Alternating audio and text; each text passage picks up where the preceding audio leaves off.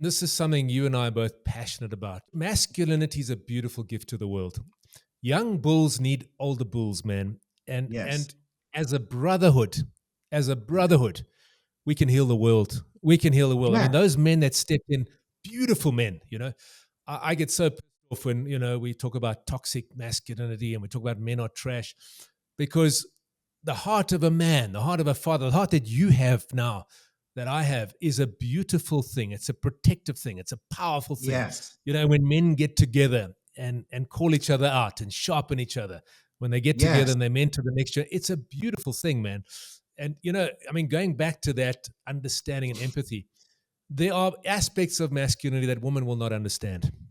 Yeah. There are aspects of femininity that we would battle to understand, Of and course. the difference between men and women is beautiful because that dance, But going back to men, those men who stepped up, man, I want to hug those brothers. I mean, Yeah. those are good men, not perfect Yes. men. I mean, none of us are, but men who said, I'm going to step up. He has a young man who needs. The brotherhood, Khalil, is a beautiful thing, It's isn't it? amazing. Beautiful thing.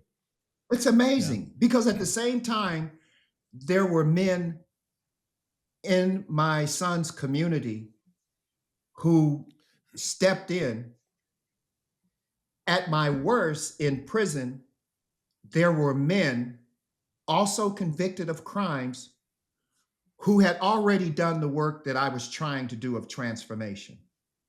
Yeah. And they stepped in with me Fantastic. and tried to Fantastic. give a word of encouragement. Imagine at the very bottom of life, caught up in all of the madness of prison, even there in that really, really dark space, there were men who stepped into the light and who became the light Wow. and mentored me and, Beautiful. and took the Beautiful. time to be a father figure in a prison, Amazing.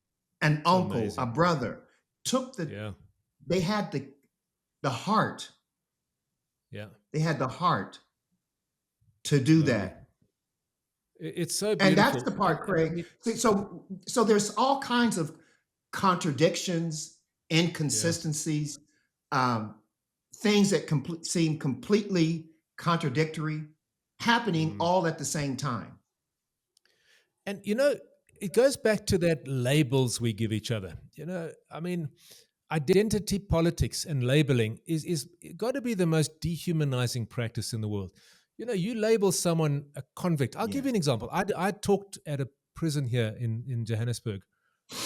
I think I've shared the story with me. And there were 20 men, and I was asked to come in, given special permission to go into the prison to talk to these men. And Khalil, it was one of the most heartbreaking experiences of my life because after I did my talk to these men, motivational talk, I saw in these men, I tell you what, I saw beauty in these men. I mean, and you go into a prison and the label is these are convicts, these are criminals, Yeah. these are animals. You know what I mean?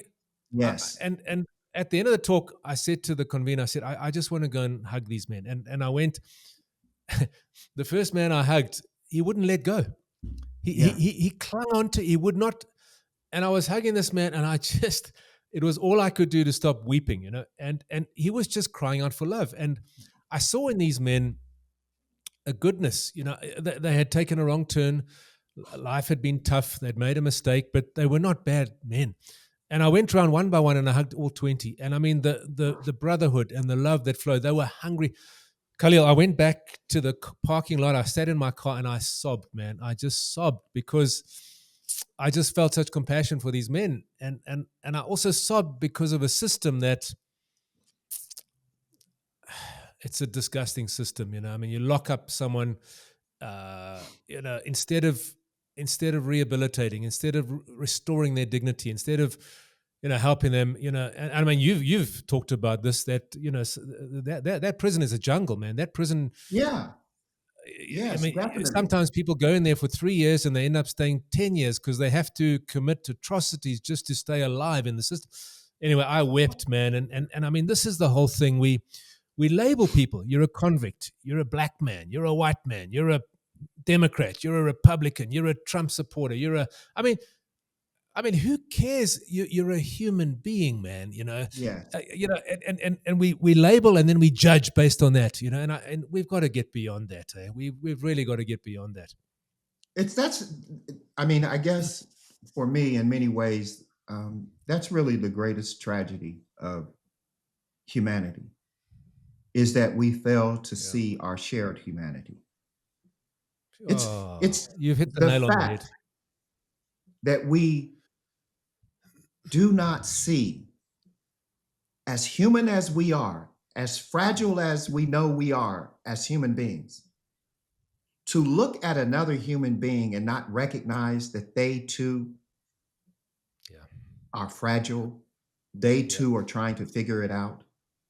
Yeah. To lose sight of that and to label and to blame, it just doesn't move the needle. No. And I get it, but it doesn't move the needle for good. No. And Absolutely. so I've just decided, and this also kind of goes into the prison narrative. I've just decided that no matter what circumstances I find myself in, I am going to do everything in my power to take ownership for how I got there, how those circumstances Mm, came to be, and then look at my life, my own agency, and see what good I can do in it. Not beautiful. even necessarily change it, brother. Mm-hmm. I'm saying because changing things external is far more difficult than many of us recognize. Yeah. We think you can Well, just change we things and often that's don't even it. That's see it in ourselves, do we? that's right. So if I can see it in me, if I can first identify Mm, in myself what's necessary to change, and I can actually do it, I can bring it to some level of consciousness and behavior, then generally what I have found, to the extent that I'm able to change, everything else changes.